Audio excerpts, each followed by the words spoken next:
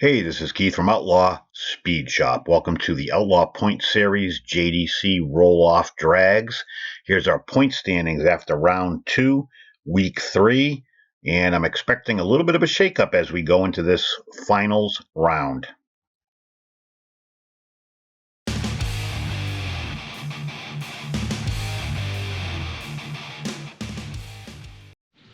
So as you saw, our points are getting tighter as we go on. We have the cars lined up, ready to go, ready to race. Starting off with Sylvester Groves versus Gene Eggleston in the Plymouth Barracuda.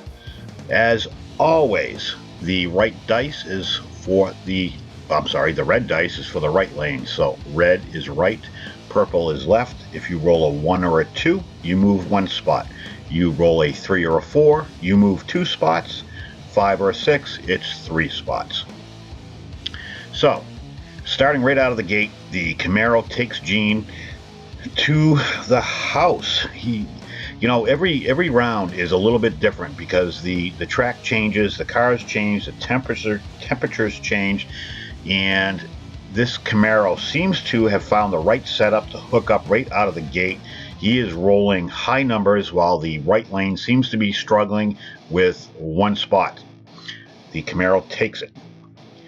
All right, so next up we have the Viper of Rick Marshall.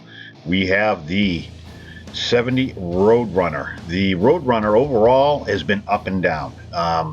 It's very inconsistent, so hopefully things are getting figured out, but it's Plymouth.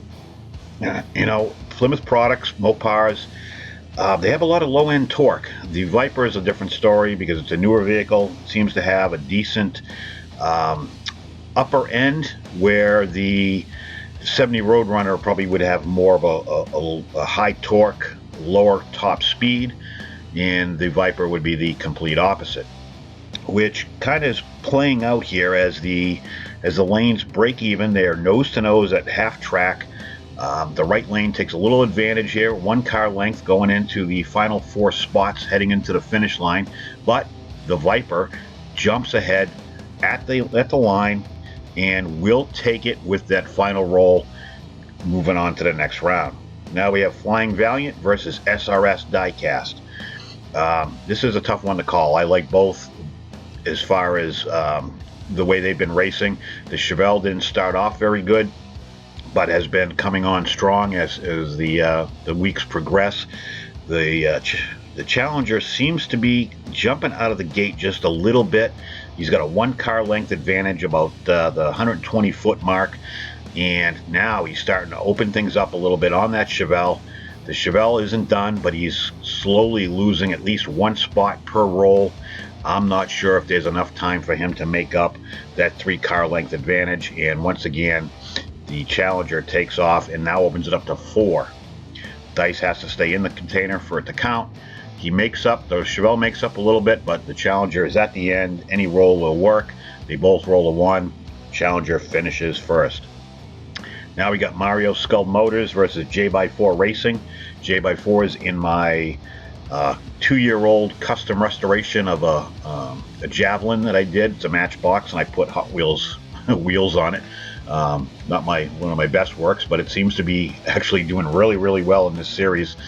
He's definitely in the top 8 contender, and he's already a 3 car length advantage on Mario, going pretty much at half track, which is a pretty tough gap to make up, and he's slowly advancing by even more. It seems like that left lane has quite the advantage going into this round. Not sure if it's the prep or if these guys are just figuring it out and he takes the win. So you can see right there how that shook the points up. The top 8 is pretty tight right now, with only 3 points separating 8th from a lot of 9ths with 9 points. So this is anybody's game at this point. Anybody can still win, or at least make it into the top 8. So you got Sylvester versus Rick Marshall. 2 new cars, Camaro versus Viper. This is anybody's race. These semifinals count for 4 points, and also 4 points for the winner. So these rounds count quite a bit. And 1 point can be the difference between first place and second place, so every point counts. These guys are pretty much out of the gate we're semi-even, but that Camaro is on fire. He ended up opening up a 2-car length at the half track, and the Viper found a little bit of horsepower. He's 1-car length. He made up a little bit, but he's going to lose it right back on the next roll. The Camaro seems to have found his rhythm and is, I'd say he's got a lead, but it's not tentative here as far as he already lost it. So now it's 1 car to the Viper. The Viper is taken off. They both roll the same number.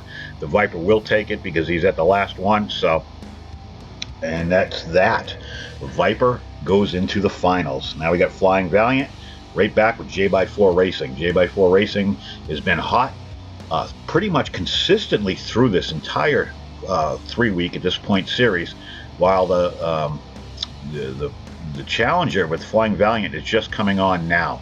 But again, nothing is too late. We're in week 3. We're in the finals. We still have week 4 with 17 points to gain for anybody. And what's great about this is it's whoever's got the luck of the dice. So the right lane seems to be doing much better, which is good to see that it's not a lane thing, because it looked like the left lane had a certain advantage going into all these rounds. The Javelin made up a little bit. He's 1 car length away. We got four more to go. He breaks even, then loses 2. The Challenger's at the end. All he needs is a good roll. He does not get it, but he's at the final spot, so he will take it regardless. And it is the end of that for the semifinals. Once again, those 23 all the way down to 12, that's fair game. That's all in the 8 mark as far as the top 8 going on to the JDC Sweet 16. So every round counts. 3 points is 3 points, 4 points is 4 points. It all matters in the end. So here we are with the finals. We got Flying Valiant versus Rick Marshall. It's an all Mopar finale, which makes me very happy considering I currently drive a Mopar. And I do drive a Challenger, but it's a new Challenger, not an old one, because I can't afford an old one. So the Challenger takes a 1 car length advantage right off the first roll. He jumps again with more. The Viper seems to be struggling, so once again, that left lane that started off strong seems to not be very good right now. The Challenger is opening up a 4 to 5 car length gap. Unreal. These rolls are all 5s and 6s, which give them 3 spots with each roll, while the other lane seems to be struggling a little bit. He did make up a little bit of ground on that one, but he's going to lose it right back on the next roll. 3 car lengths going into the 3/4 mark.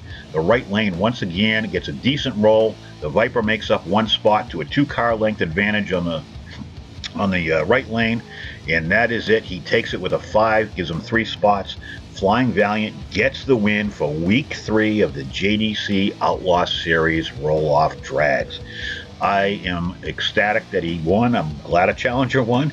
Didn't give him enough points to take over the number 1 spot, being held by Rob Furrow, who remained fairly consistent with a win for a week, and then he's been winning some rounds. So we got Rob, Wastelands, Gene, J/4, Flying Valiant, Amanda, Sylvester, Chris Gibbs, and Rick Marshall, all in the top 8. But if you look, it's only 1 point between 8 and the next 4 spots. Next week, things get shaken up again. You can see it's a totally random draw. Here's a sneak peek of what we got coming up. Some of these matchups are going to really make a difference.